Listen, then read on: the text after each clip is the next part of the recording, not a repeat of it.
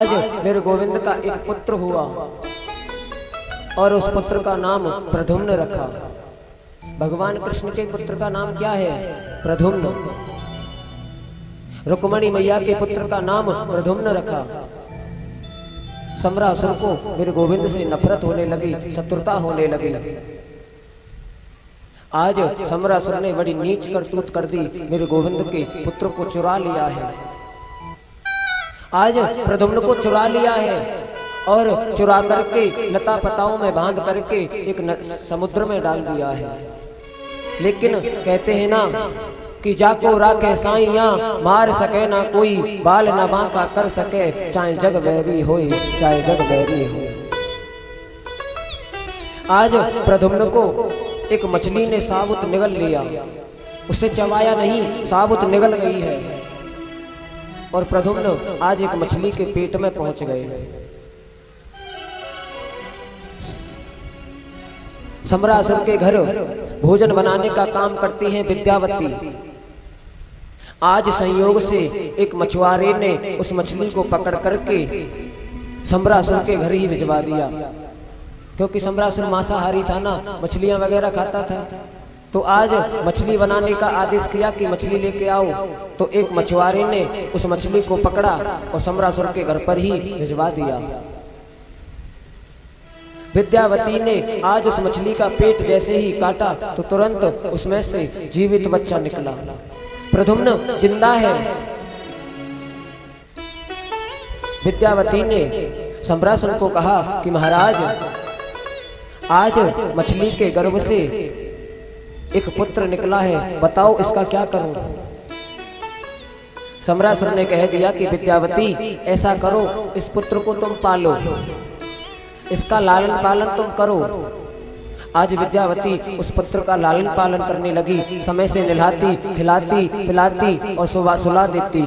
विद्यावती ने उस पुत्र का लालन पालन करना आरंभ कर दिया।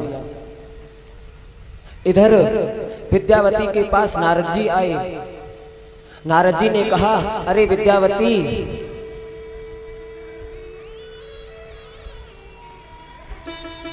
नारद जी ने कहा, विद्यावती तुम जिस बच्चे का लालन पालन कर रही हो वो तुम्हारा पति है।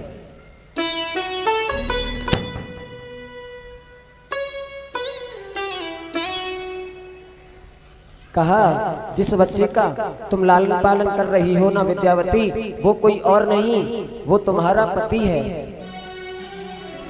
विद्यावती ने सोचा कि इतना सा बच्चा मेरा पति।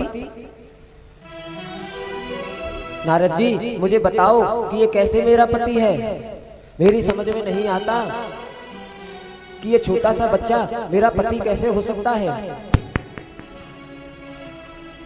बोले, विद्यावती पहले तुम्हारे पति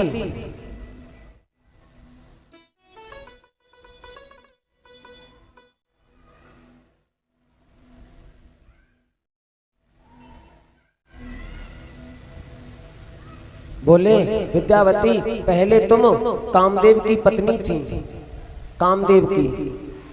पिछले पूर्व जन्म में तुम विद्यावती कामदेव की पत्नी थी। और कामदेव एक दिन भोलेनाथ की तपस्या को भंग करने चले गए। और जब शिव तीसर नयन उगारा, निर्गत काम भयो जर छारा। जब तुम्हारे पति कामदेव भोलेनाथ की तपस्या को भंग करने गए तो भोलेनाथ की तीसरा नेत्र खुल गया और तुरंत तुम्हारे पति कामदेव जलकर के राख हो गए। क्योंकि कामदेव ने भगवान के भक्त को सताया था। जो तपस्या करने वाले को सताएगा उसको मेरे गोविंद जलाकर के राख कर देंगे। आज कामदेव के साथ में वही किया। कामदेव ने भोलेनाथ को तपस्या में भंग करने की सोचा। आज भोलेनाथ का तीसरा नेत्र खुल गया, तुरंत कामदेव जलकर के राख हो गया। और तुम कामदेव की पत्नी थी, तुम भोलेनाथ के पैरों में जाकर के गिर पड़ी, रोने लगी कि मुझे मेरा पति वापस करो, मुझे मेरा पति वापस करो। तो भोलेनाथ ने कहा कि देखो, अब तो तुम्हारा पति जल करके राख हो गया है, इसको अब मैं वापस नहीं कर सकता। लेकिन द्वापर में तुम विद्यावती बन करके आओगी और तुम्हारा पति कृष्ण का पुत्र प्रद्युम्न बन करके आएगा और उसकी सेवा तुम्हारे हाथों से होगी, तुम्हारे हाथों से होगी। आज वही कामदेव प्रद्युम्न बन के आया है और कामदेव की पत्नी विद्यावती है। धीरे धीरे धीरे धीरे प्रद्युम्न विद्यावती के पास सम्रासुर के घर में बड़ा हो रहा है, बड़ा हो रहा है। जब प्रद्युम्न बड़े हुए तो प्रद्युम्न को पता लगा कि तुम कृष्ण के पुत्र हो, कि तुम कृष्ण के पुत्र हो। सम्रासुर तुम्हें उठा के लेके आया था, तुम इसके पुत्र नहीं हो। जैसे ही आज प्रद्युम्न को पता लगा, तुरंत प्रद्युम्न ने सम्रासुर से युद्ध करना आरंभ कर दिया। कई दिनों तक प्रद्युम्न का और सम्रासुर का युद्ध चलता रहा, चलता रहा। आज प्रद्युम्न ने सम्रासुर का उद्धार कर दिया है, उद्धार कर दिया। प्रद्युम्न अपनी पत्नी विद्यावती को लेकर के द्वारिका में पहुंचे।